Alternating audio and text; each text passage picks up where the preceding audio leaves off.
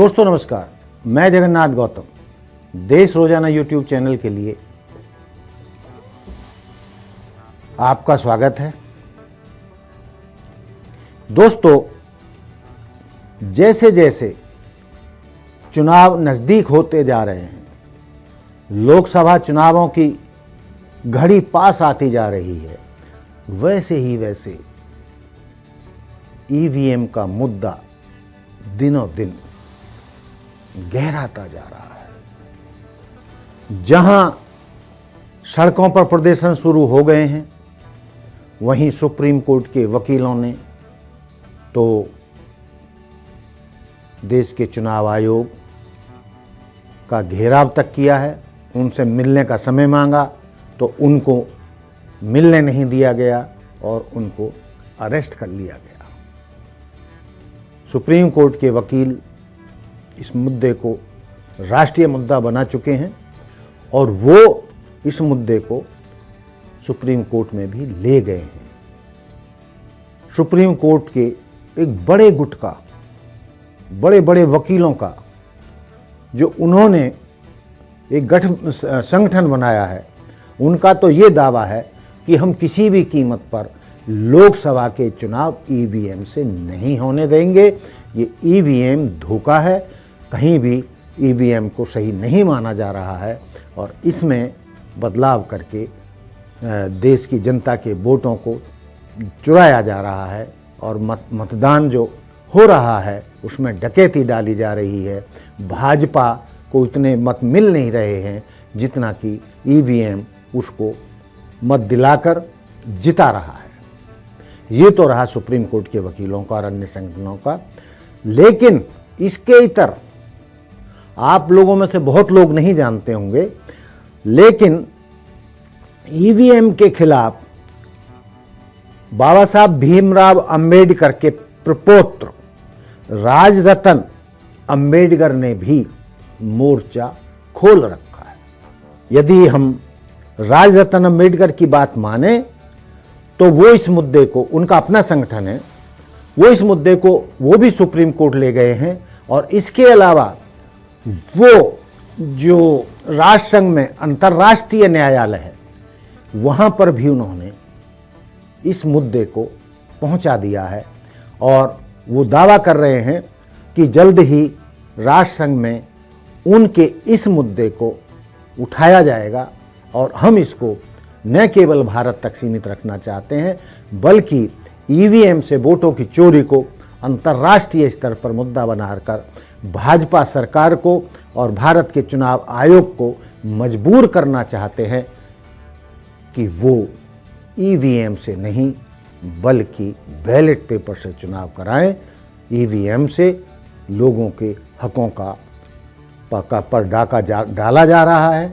वो तो ये कहते हैं कि भाजपा और कांग्रेस को इससे कोई बहुत फर्क पड़े या ना पड़े, लेकिन देश के करोड़ों दलितों को इससे बहुत फर्क पड़ता है। देश के करोड़ों दलितों को जो संविधान ने मत का अधिकार दिया है, मतदान का अधिकार दिया है, उसी पर डाका डाला जा रहा है ईवीएम के द्वारा, चुनाव आयोग द्वारा और भाजपा सरकार द्वारा।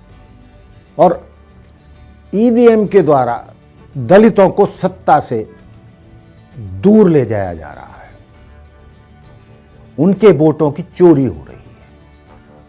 किसी को फर्क पड़े या ना पड़े, यदि जो भारत के करोड़ों दलित हैं, यदि उनके मतों की ही चोरी होगी, मतों पर ही डाका डाला जाएगा, तो सबसे ज़्यादा जो प्रताड़ित होंगे वो दलित ही होंगे।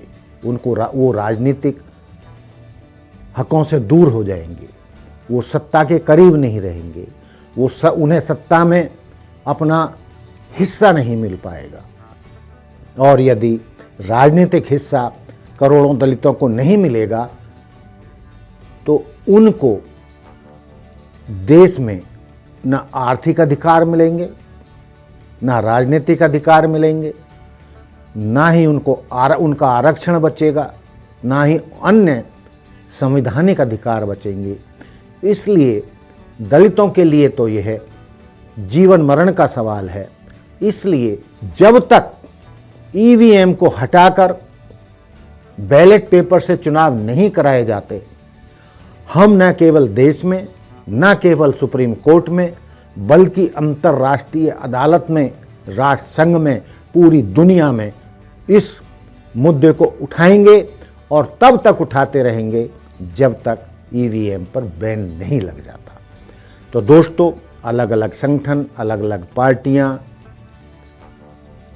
देश में बहुत सारे दलित संगठन, आदिवासी संगठन, ओबीसी संगठन पुरजोर विरोध कर रहे हैं ईवीएम का।